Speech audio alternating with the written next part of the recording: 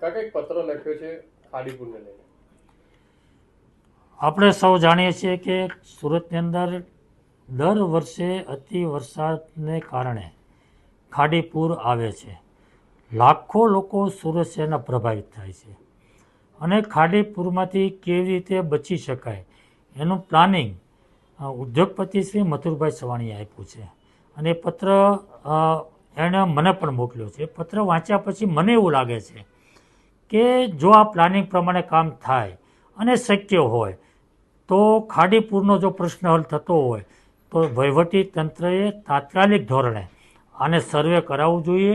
અને સર્વે કર્યા પછી જો આ વાત યોગ્ય લાગતી હોય અને ખાડીનો પ્રશ્ન હલ થતો હોય તો હું માનું છું કે યુદ્ધના ધોરણે કામ હાથ પર લઈ અને લાખો લોકોને જે પ્રભાવિત થઈ રહ્યા છે એને એમાંથી મુક્તિ આપવી જોઈએ. કેટલું નુકસાન કાકા, કેટલા લોકો પ્રભાવિત થતા છે, કેટલી મુશ્કેલી?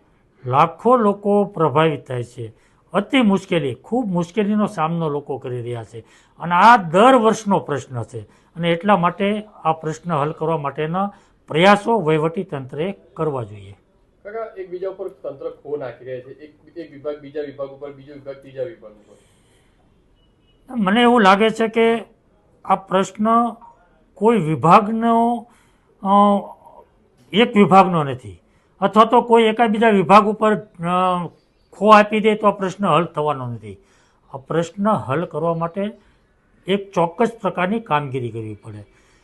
ખાડીપુર આપણે અટકાવી ના શકીએ, અતિ ભારે વરસાદ ન આવે એ આપણા હાથમાં નથી, પરંતુ એમાં લોકોને રાહત થાય, કેવી રીતે એનો પ્રશ્ન હલ થાય એ તો ચોક્કસ આપણા હાથમાં છે. અને એટલા માટે ચોમાસા પહેલાંની જે કામગીરી હોય એ ખાડી ડ્રેજિંગની હોય, સફાઈની વાત હોય, પ્રી મોન્સૂનની જે કંઈ કામગીરી કરવાની હોય એ જો ચોક્કસ થતી હોય તો 100% રાહત થઈ શકે. અને જે આ પ્લાનિંગ આપ્યું છે મથુરભાઈએ, અને એનું જે સર્વે કરીને જો આપણે ચોક્કસ લાગતું હોય કે આનાથી ખાડીપુર બંધ થાય એમ છે તો હું ચોક્કસપણે માનું છું કે વહીવટી તંત્રએ આ પ્રશ્ન હાથ પર લઈ સર્વે કરાવી અને શક્ય હોય તો તાત્કાલિક યુદ્ધના ધોરણે આ કામ કરવું જોઈએ. કાકા જવાબદાર વ્યક્તિઓ સામે પણ કાર્યવાહી, કારણ કે દર વર્ષે આ રીતની સ્થિતિ સર્જાતી હોય છે, અનેક ટેન્ડરો ભરાતા હોય છે સાફ સફાઈના, આ તે ગમે તે. 100% જે રીતે કામગીરી થવી જોઈએ એમાં કંઈક ને કંઈક થોડી ઉણપ હોય છે, બેદરકારી હોય છે, અને એના કારણે પ્રશ્ન વધુ જટિલ બને છે. પ્રશ્ન તો સંપૂર્ણપણે આપણા હાથમાં નથી, પરંતુ એને ઓછો કરી શકાય, ઓછી તકલીફ કરી શકાય એવું તો ચોક્કસ આપણા હાથમાં છે.